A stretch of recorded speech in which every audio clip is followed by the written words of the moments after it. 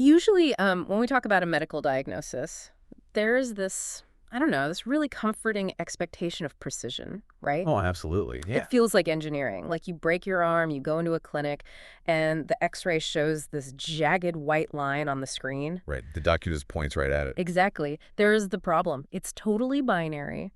Broken or not broken, you can see it, you can categorize it, and you can just put a cast on it. Right, which is really reassuring. It is. But then you step into the world of human psychology, into the actual mechanics of how we make choices and like navigate our own inner compass. And suddenly that X-ray machine is just completely useless. Completely useless. We are looking at a diagnostic landscape that is just incredibly murky. So, welcome to the deep dive. Glad to be here. We are unpacking a specific mindset today, looking at the first part of a series centered around, well, reclaiming your inner authority. And I want to say right up front, if this episode helps you, please hit like and subscribe for the next one. Yeah, that X-ray analogy is, it's a really great place to start, You actually. think so? Oh, definitely. Yeah. Because we are so conditioned to look for that external, visible proof before we trust anything. We want the data, you No, I know? want the scan. Right, the scan, the peer-reviewed consensus. And when it comes to our own internal reality, our intuition, we often demand that exact same external validation before we even allow ourselves to act. Which is, I mean, that's exactly what we are tearing apart today. We are taking 19th century philosophy and we're combining it with modern psychology. It's a great mix. It really is. We are going to bring in Carl Jung. We're looking at Stoicism, and we are going to break down the Asch conformity experiments. Those experiments are just fascinating. They are mind-blowing. But the overarching mission here for you, the listener, is to decode how you can actually reclaim your inner authority in a world that is just, completely saturated with really loud, demanding opinions. Because living without self-trust, it's exhausting. It's like walking through your own hometown using a broken GPS app. Oh, that's a good way to put it. Right, like you grew up on these streets. You already know the way, but you keep ignoring your own eyes because some machine is telling you to turn left into a lake. Right, you outsource your authority to the machine. Exactly. Which is why you'll see our first title on the screen right now, Classic Mosaic Truth, Self-Reliance. Because that's our foundation today, Ralph Waldo Emerson's essay. Yeah, and we do this all the time. We outsource to the algorithm, to the crowd, even when our own lived experience strongly contradicts it. And, Emerson diagnosed this exact behavioral loop long before the digital age. Long before smartphones or social media. Exactly. He saw this very human tendency to abandon our internal wisdom the very moment it conflicted with external expectations. But, before we figure out how to apply his concepts to like a modern Tuesday morning commute or a tense board meeting, we really need to clarify what Emerson actually meant by the phrase, trust yourself. Because it's been completely commodified. Oh, totally. It is printed on throw pillows, coffee mugs, motivational posters and break rooms. Right. It sounds so easy. But in practice, it feels impossibly difficult to actually execute. Well, it feels difficult because we fundamentally misunderstand the baseline requirement. Emerson wrote, and I quote, "Trust thyself. Every heart vibrates to that iron string." The iron string! I love that phrase. It's not just a poetic flourish, though. It is a structural instruction. The problem is when people hear self-reliance, they often project their own modern anxieties onto it. What do you mean by that? Well, they think it means this aggressive isolationism, like cutting everyone off, being a lone wolf, or adopting a contrarian stance just to prove you don't care what people think. Right, the whole I am an island, I don't need anyone's input vibe. Exactly, which is a complete and total misreading of the text. Emerson actually argued that there is nothing more fragile than an egotist. Wow, really? Fragile? Yes. Self-reliance, in his framework, is about accessing what he called the aboriginal self. The aboriginal self. Right. It's this quiet, deeply grounded confidence that comes from trusting the underlying intelligence of your own intuition. He believed that the individual soul is intimately connected to a much larger, universal architecture of truth. And he called that the oversoul, right? Exactly, the oversoul. So it's not about ego, it's about alignment. Let's test that theory a bit, though, because I think this is where a lot of people might check out. Sure, go ahead. If everyone has this aboriginal self, this, internal compass pointing to universal truth, why are so many of us constantly seeking external validation? I mean, if we have the hardware, why is the software glitching so badly? That's the core question, isn't it? Emerson points directly to the environment we operate in. He argues that society itself is fundamentally set up to erode that internal trust. How so? He describes society as a joint stock company. A joint stock company, like a corporation. Exactly.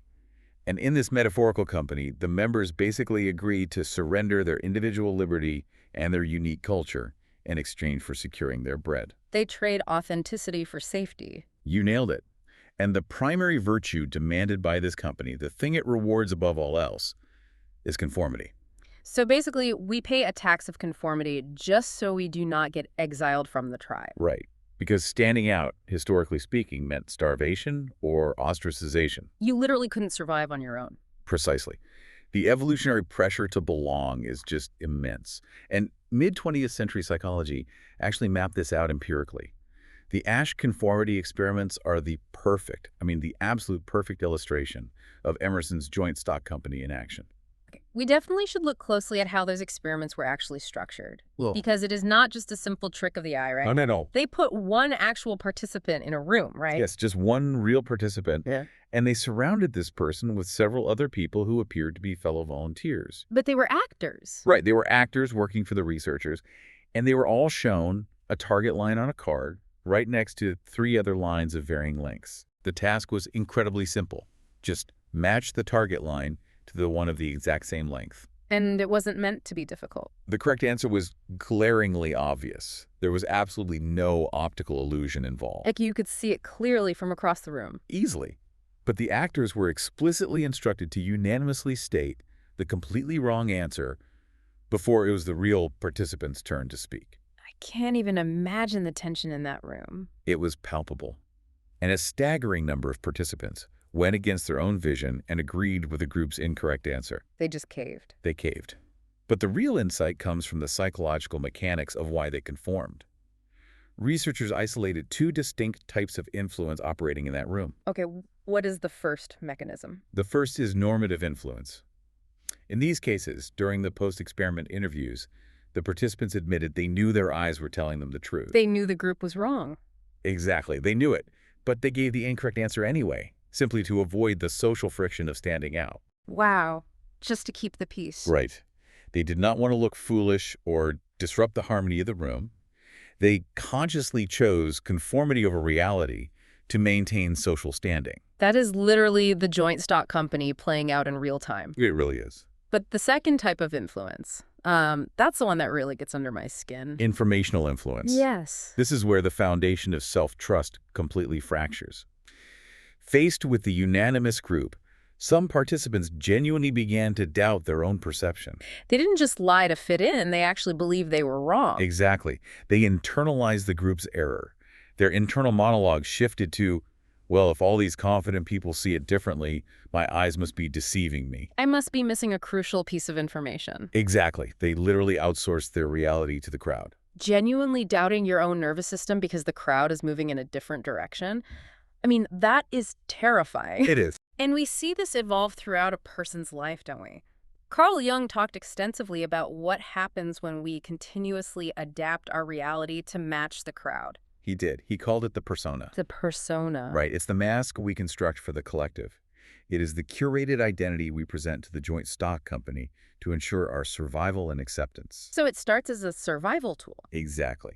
Jung warned that while a persona is completely necessary for basic social functioning, you need it to polite at the grocery store, the danger arises when we begin to identify as the mask. When the informational influence takes over. Yes. Yeah. We forget that we are wearing a mask at all. We trade our inner authority for external acceptance, and the Aboriginal self gets buried. Which is why you'll see our next 2 concepts on the screen. First, trust thyself, the iron string, and right below it, the cost of the mask. Because there is a serious cost to this. Oh, an immense cost. I was looking at the emotional toll of maintaining that persona, and it is devastating. Ignoring your own judgment, constantly curating your reactions, pretending to agree with the group, it is just a massive energy leak. It drains you completely. Emerson has this really sharp critique where he describes people who live this way as becoming timorous, desponding whimperers. That sounds harsh, I know. It does sound harsh. But functionally, it is a very accurate description of the psychological state. Think about it. When you source your stability from the external world, You are at the mercy of unpredictable fluctuations. You don't have an anchor. Right. You become completely reliant on the applause, the agreement, the nods in the boardroom. You are essentially living off a volatile currency. And when that external validation dips... Your entire psychological structure collapses. You have nothing holding you up from the inside. Okay, I have to push back on this, though, because this is where people get tripped up. Fair enough. Is trusting yourself unconditionally really the safest prescription? Because intuition can be, well, incredibly messy. That's true. What if your gut instinct is just flat out wrong? What if it is telling you to do something impulsive, selfish, or even destructive? We all know people who flout convention and claim they are just living their truth, but in reality, they are just acting like narcissists. We definitely all know someone like that. Right. So how do we differentiate between genuine self-reliance and just, sociopathy? That is the critical friction point in Emerson's philosophy.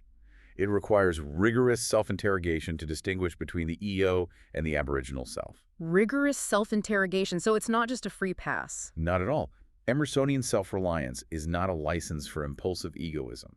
Remember his anchor, point the oversoul. Right, that universal truth. The premise is that genuine intuition, the deep, quiet knowing, aligns with the universal architecture of truth and ethics. The ego, on the other hand, reacts from a place of fear, scarcity, petty jealousy, or a need for dominance. And the Aboriginal self doesn't do that. No, the Aboriginal self does not. But, in the actual moment of making a decision, those two voices often sound identical. Fear can masquerade as intuition very, very convincingly. It can, which is why the physical sensation is the differentiator. The physical sensation. Yes, the ego is loud, it's frantic, and it is highly defensive. Yep. It requires constant justification. It argues with you in your head. Oh, wow. Yeah. Intuition, on the other hand, is remarkably quiet. It is persistent, sure, but it does not panic. Stripping away the layers of societal conditioning and fear, to hear that quiet voice that is the actual work of self-reliance. It is like tuning a receiver past the static of your immediate anxieties to find a clean signal.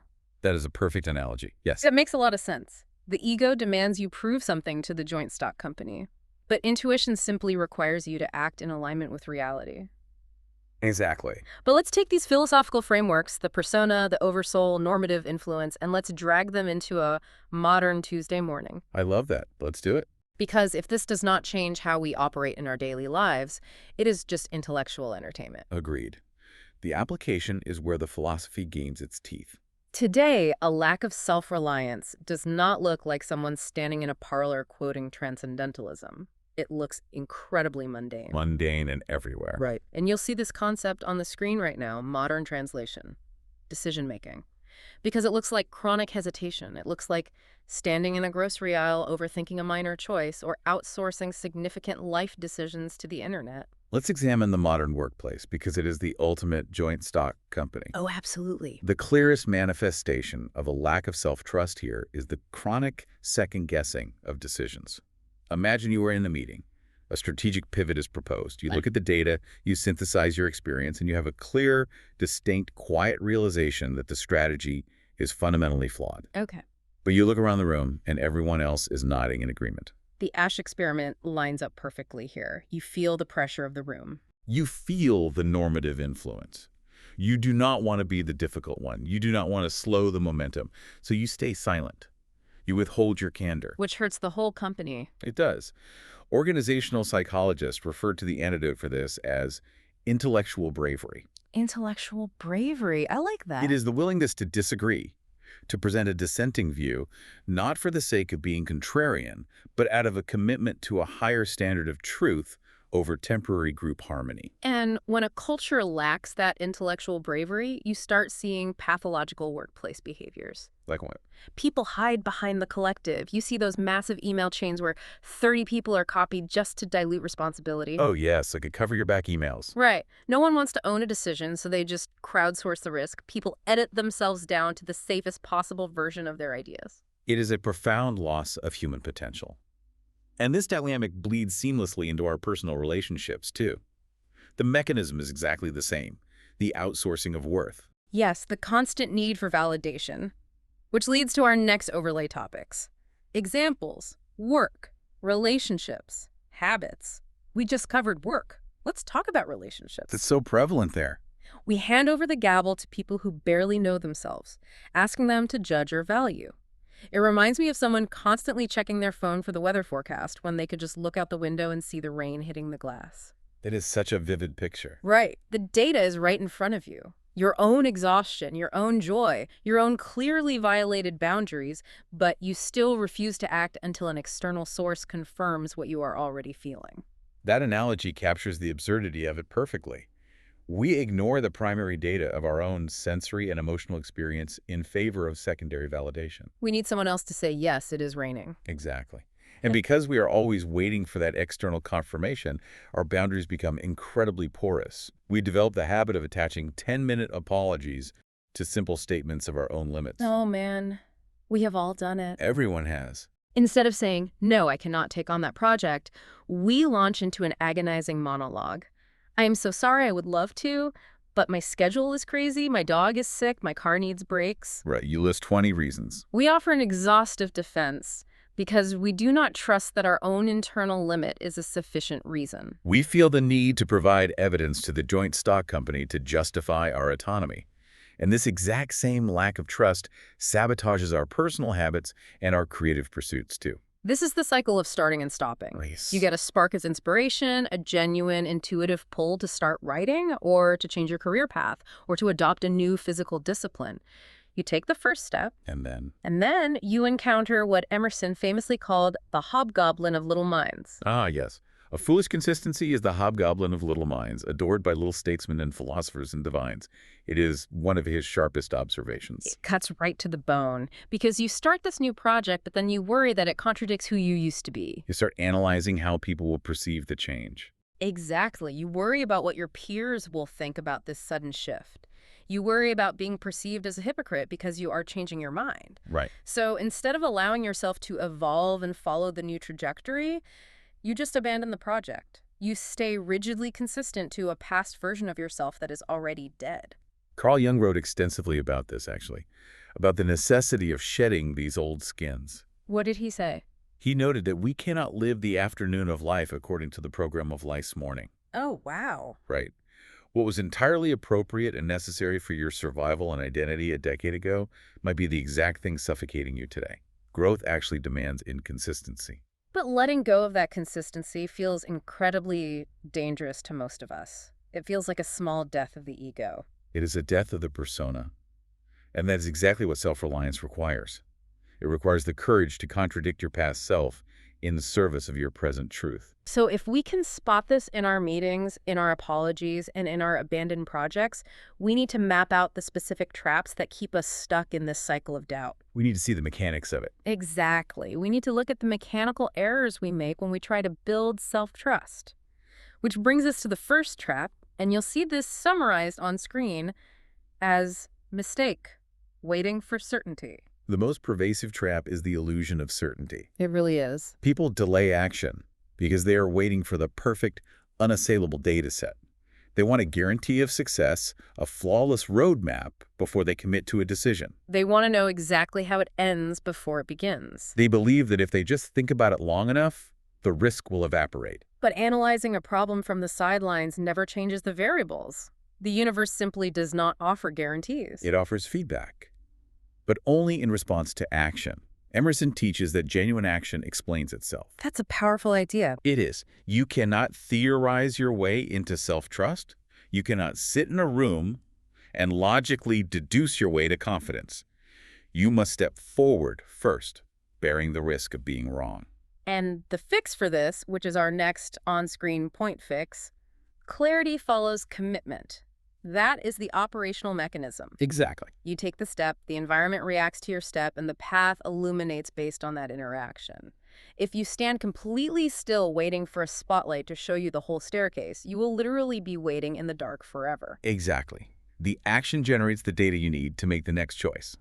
Now, the second trap is an emotional one. It is the fear of arrogance. I hear this constantly from people who are highly empathetic. They actively suppress their self-reliance because they are terrified of becoming egocentric. They don't want to be the bad guy. Right. They equate trusting their own judgment with being dictatorial or dismissive of others. But this is a fundamental misunderstanding of power. As we established earlier, the egotist is actually the weakest character in Emerson's framework because the egotist's entire identity is dependent on dominating others. They need an audience to crush. Exactly. True self-reliance, however, is deeply aligned with Stoicism. It is about establishing an internal locus of control. Let's break down that concept because the locus of control is central to all of this. Sure, in psychological terms, a person with an external locus of control believes that life happens to them, that their outcomes are dictated by luck, fate, or other people. They sit in the victim seat. They do. A person with an internal locus of control, as the Stoic philosopher Epictetus taught, recognizes that while they cannot control external events or the opinions of the crowd, they have absolute sovereignty over their own responses. So it is not arrogance. Arrogance seeks to control the room. Self-reliance simply seeks to control the self. Beautifully put. It is quiet, it does not require boasting, and it certainly does not require you to diminish anyone else. It is simply taking dominion over your own mind, which leads directly to the third trap, the over-reliance on the approval of others when setting the trajectory of your life. This brings us back to the habit of attaching apologies to our boundaries. We negotiate with red flags because we are afraid of the social fallout. The corrective action here is stark. You must stop negotiating your internal reality to placate external demands. You have to own your decisions without the exhaustive over-explanation. Just say no. Yes. Yeah. Emerson advises that what you must do is all that concerns you, not what the people think. I am going to challenge that again, though, because the consequences in the real world are not just philosophical. What do you mean? Society actively punishes nonconformity. If you suddenly stop apologizing for your boundaries, if you start giving clean, unexplained no's to people who are used to you folding, they're going to get angry. That's very true. The joint stock company will push back hard, especially those who are profiting from your lack of boundaries. You are absolutely correct. They will likely be frustrated, angry, or disappointed. The system resists change. But this is where the Stoic application is non-negotiable. You cannot control their anger. Right. It is not your responsibility to manage their emotional reaction to your healthy boundary. You can only control your adherence to your own truth. It is a brutal calculation, though. You are trading social harmony for internal alignment. You are, but consider the alternative. The temporary, acute discomfort of someone else's displeasure is incredibly light compared to the chronic, permanent weight of regretting a life lived entirely for the approval of others. The permanent weight of a life lived for others. Man, that is the ultimate dividend paid out by the joint stock company. It pays you in regret. Exactly. When you finally stop chasing the chaos of trying to manage everyone's perception of you, when you relinquish the need to control the outcome or appease every critic, you transform. You get your energy back. You stop hemorrhaging energy through over-explanation and you start moving through your environment with a grounded, unshakable quietness. We have spent a lot of time dissecting the theory today. We have looked at how it translates to the workplace, to relationships, to the anxiety of making choices. We have mapped out the traps. We've covered a lot of ground. We have. Now, we are going to bridge the gap between understanding this intellectually and experiencing it physically. We are shifting from passive consumption of these ideas to active, immediate application. Time to put it to work. Yes. We are going to walk through a guided exercise right now. We call it the Self-Trust Reset, which is the title you'll see on the screen. This is where philosophy ceases to be a thought experiment and becomes a highly practical tool. So wherever you happen to be right now, unless you are operating a vehicle, in which case please keep your focus on the road and just listen along, I want you to deliberately slow down your perception. Just take a breath. Yes, just take a long, deliberate breath. We spend so much of our day projecting the persona, maintaining the mask for the collective, that we lose contact with the physical sensation of our own baseline. We forget what it feels like to just be in our bodies. Underneath all those roles, there is an awareness you probably have not checked in with today. So we are going to do 4 things, which are on the screen. Pause, recall, identify, choose, first pause. Literally feel the physical weight of your body, the contact of your feet against the floor. Ground yourself in your physical space. Next, recall. I want you to bring to mind a very specific recent decision where you felt completely paralyzed by doubt. A moment where you were stuck in hesitation. Maybe it was a strategic choice at work, a boundary you needed to draw in a close relationship, or a personal habit you have been endlessly deferring. Lock on to that specific memory. As you hold that memory, pay attention to the somatic response. Where does that doubt physically manifest in your body? Is it a tightening in your chest? A shallow breathing pattern, a knot in your stomach. Uh-huh. Doubt is not just a mental loop. It is a physical state of contraction. Now, identify. Look incredibly closely at the mechanics of that specific doubt. In that moment of hesitation, whose voice were you actually hearing in your mind? Was it the voice of a hypercritical parent from decades ago? Was it the anticipated judgment of a demanding boss? Or was it just the vague, terrifying, looming judgment of the crowd? Whose approval were you secretly trying to secure before you allowed yourself to act? Identify the exact external source that hijacked your internal compass. Naming the source of the interference is the critical step in dismantling its authority over you. You isolate the variable. Finally, choose. Having identified the interference, I want you to choose one single, small, immediate action you can execute today regarding that specific decision. Just one small thing. And the rule is you must base this action entirely on your own unedited judgment. You are not going to text a friend to ask if they think it is a good idea. You're not going to pull your colleagues. You are going to locate that iron string, that aboriginal self, and you're going to take one definitive step. Because the fundamental rule of this entire framework is that clarity follows commitment. It is a profound reset mechanism. By taking that unverified action, you forcefully shift the locus of control away from the external crowd and anchor it back within yourself. It builds the muscle. Because self-trust is not a static personality trait that you are either genetically gifted with or denied. It is a highly trainable skill. That is the core takeaway here. It is a skill. And like any skill, it degrades through neglect and improves strictly through repeated, deliberate action. You can't just read about it. No, you cannot read enough books or listen to enough analysis to suddenly eliminate doubt.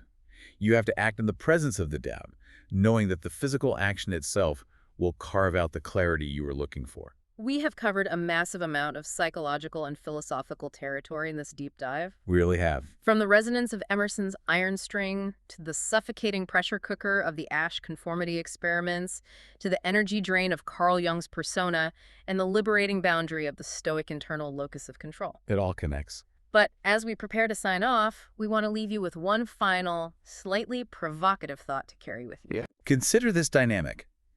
If our deepest, most paralyzing fear is being misunderstood or rejected by the crowd, if that is the engine driving us to conform, to meticulously curate our masks, to apologize endlessly for our own existence, what if being misunderstood is not a failure? That is a huge shift in perspective. What if being misunderstood by the joint stock company is actually the very first reliable signal that you are finally operating authentically? That reframes everything, because when you look at history, Pythagoras was misunderstood, Socrates was misunderstood, Galileo was misunderstood. Exactly. Being misunderstood by the consensus might not be a red flag. It might actually be the initiation fee you have to pay to live the life you are genuinely meant to live. It's the price of admission. It is. Join us next time as we push this concept even further and explore the darker consequences of blending in, which brings us to our final on-screen title, the tease for Episode 2, Nonconformity, Why Following the Crowd Weakens You. It's going to be a good one. Thanks for being here. If you want the full series, check the playlist, and please like and subscribe so you don't miss the next episode.